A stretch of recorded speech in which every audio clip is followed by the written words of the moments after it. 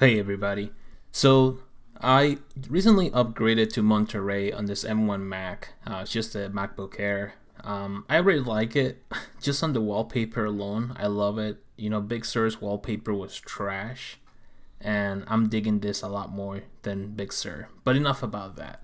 So this is going to be a quick video on how to make your Mac a little bit more secure. This also applies to Linux users as well. What we're going to do today is that we're going to get a list of known malicious sites, malicious URLs, and we're going to add them to our host file so that macOS, whenever it detects any of those connections, instead of connecting you to those IP addresses, it's just going to redirect you to an IP of 0000, which is basically not found. This is going to help you avoid scams and sometimes malicious ads. You may think that you're in a legitimate site, but if the host or the URL is known to be malicious, your computer is going to automatically block them, and it's going to be a little bit more secure. Now, this isn't the only thing you should do to stay secure, but it's a great start. So we're going to go to this repository on GitHub. This is Stephen Black's host, and you don't have to worry about any of this. You just have to scroll down to the bottom to the README. This basically contains a list of known malicious sites, whether they're adware or malware, fake news, gambling, porn, social, fake news. You get the idea. These are all independent lists. The one that we're going to install is the adware and malware, and it's very simple. All you got to do is click right here where it says link, and it will take you to a text file. This text file is quite large. If you notice, it has like a lot of known malicious websites.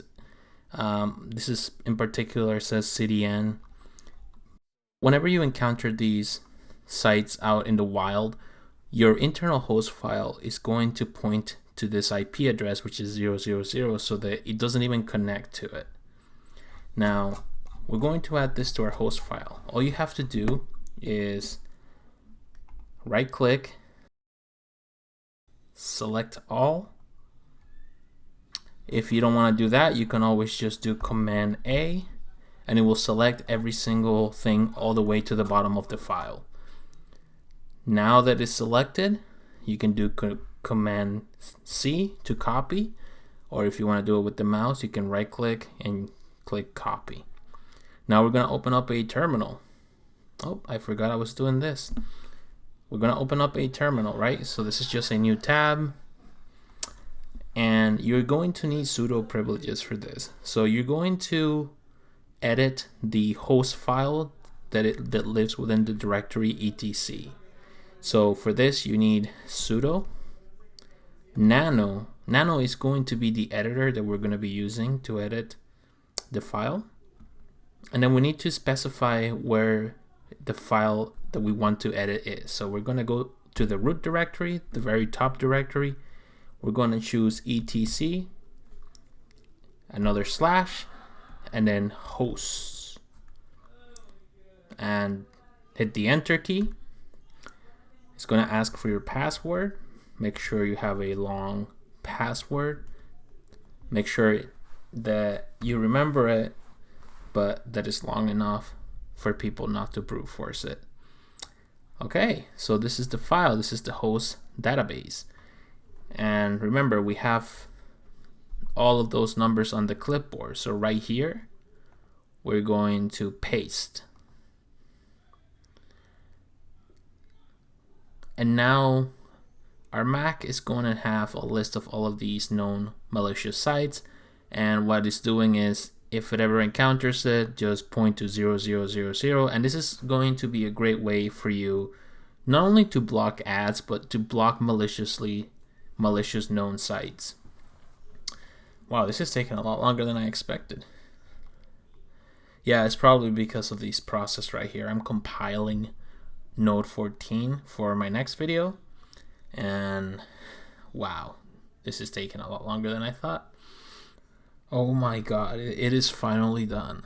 This shouldn't take that long. I believe that I'm using all my CPU cores and memory to compile this, So it took forever. So once you paste it, you need to hit Control O and then hit enter and then Control X. I guess you have to restart.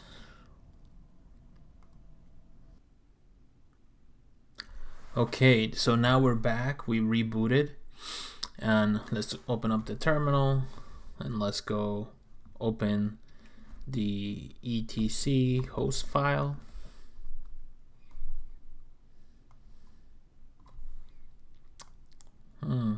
I guess it's still rebooting. Control C, let's clear all of that nonsense.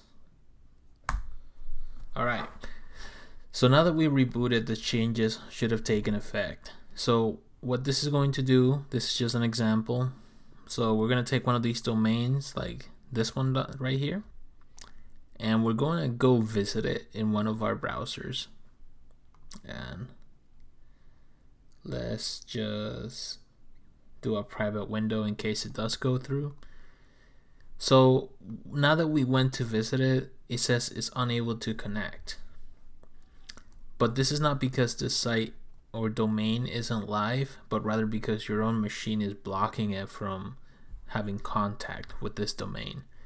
This is just one huge baby step in keeping your Mac safe. Now, I still recommend an antivirus on Mac OS, mostly because it is so popular and many people that use it are not. There's a large user base that isn't tech savvy, and just like Windows, the more popular they are, the more they're likely to get targeted by hackers. Alright, hopefully you enjoy this, and not only do you have a safer computer, but you should see less ads as a result.